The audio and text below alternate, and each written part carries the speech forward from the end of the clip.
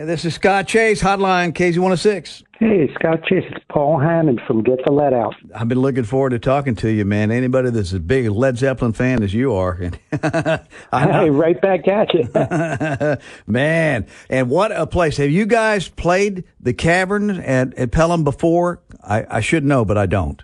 Yes, one time before last year around this same time. I was reading up on you, man. So what guitar do you play? Do you have a favorite that you play or a favorite line of guitars? That's a really good question. I'm an avid guitar collector from years ago.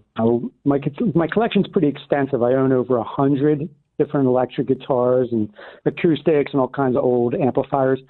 But live would Get the Let Out. I specifically use guitars that are right for the individual song. So I might change guitars 10 times within the course of one show or more. That's pretty amazing. Oh, yeah. The main guitars are like a old Fender Telecaster like Jimmy Page used on the first record.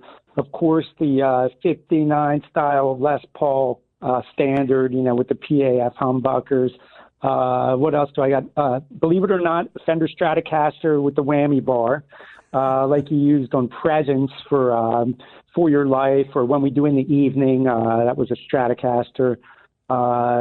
Martin acoustic, like Jimmy Page used, a double neck, Gibson double neck SG. So literally I have all the proper guitars for the Zeppelin show. Occasionally, even recently, I've been bringing out some of the cool vintage ones on the road. I have a 1974 Black Beauty Les Paul Custom that I'll use on, what do I use it on? Bring It On Home, or pretty much you name the cool guitar, I got it. Did you ever have a chance to visit Songbirds at the Chattanooga Choo-Choo here in town when they were going strong and had all of that massive collection of vintage guitars? Well, yes, because I'm good friends with David Davidson. Yes. Who was one of the main people behind the Songbirds Museum. A lot of it was his collection. Yes. And believe it or not, Get the Let Out played at Songbirds Vintage Guitar Museum on opening day. Woo. Yes. Yeah, we were there for Track 29 when that venue was still happening. We played there multiple times. Right. And Songbirds, obviously, was like pretty much in the parking lot of Track 29.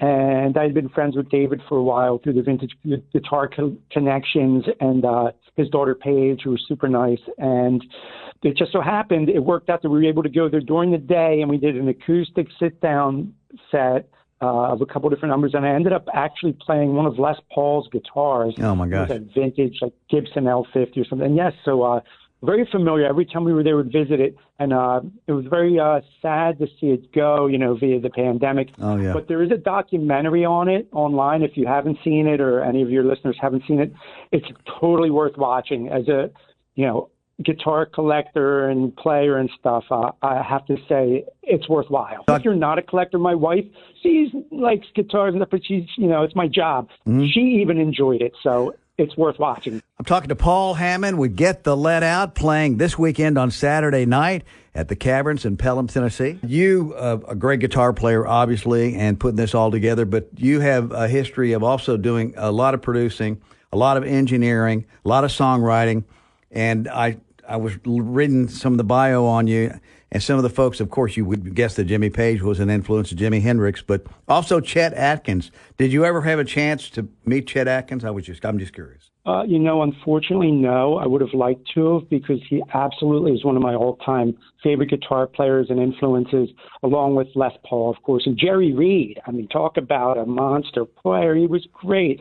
Him and Chet, if you ever have seen Jerry's breakdown with Chet, you'll know what I mean. But I wish I did, but I just, ever since I was, in my mid-teens, dating myself, back to the late 70s, I've been playing. Yeah. So a lot of times I would miss good concerts and shows because I was always out on the road.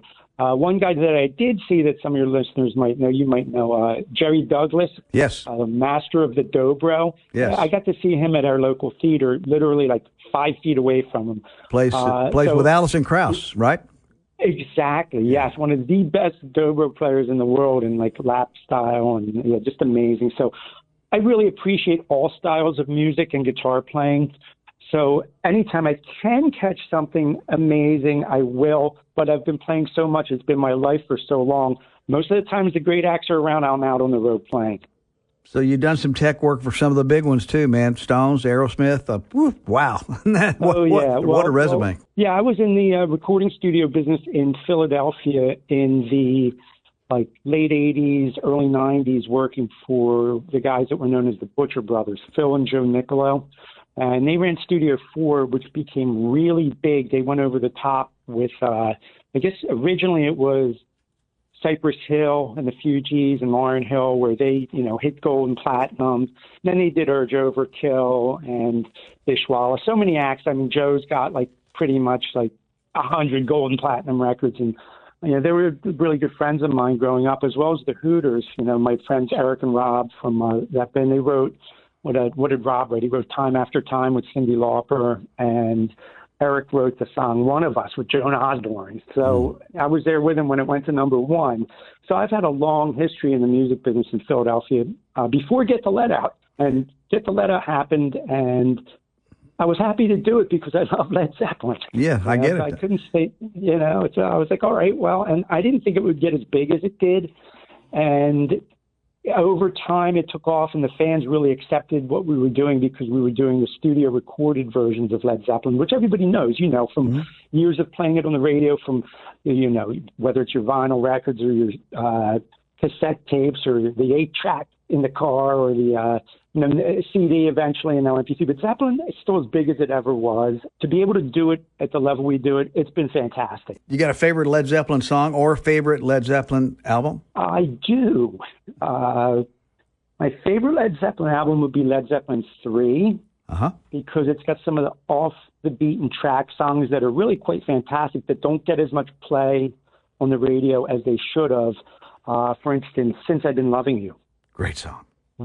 Oh my goodness, what a great track. I mean, it's just dripping with feel. And that's often a example when people ask me, what's a difficult song to play? Since I've Been Loving You is not an easy song to play because of the light and shade, as Jimmy Page would put it, where it starts so light and delicate, but then when it kicks in with the heaviest chord.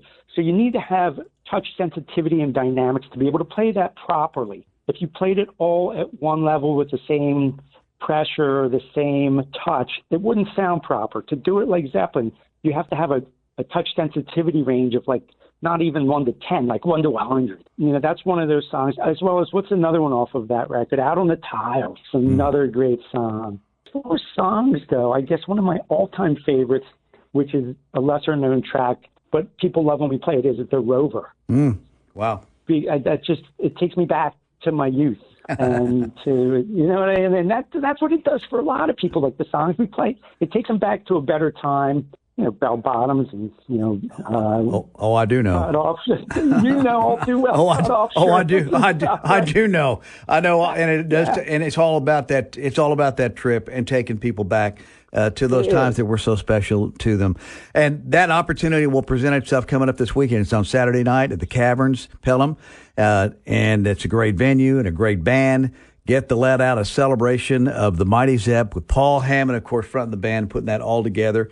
Man, it's been a little slice of heaven talking to you this afternoon. A little stare off that stairway to heaven, man. Have an incredible show coming up on Saturday night. I'm going to do my best to be there, and if not, I will catch you next time around, okay?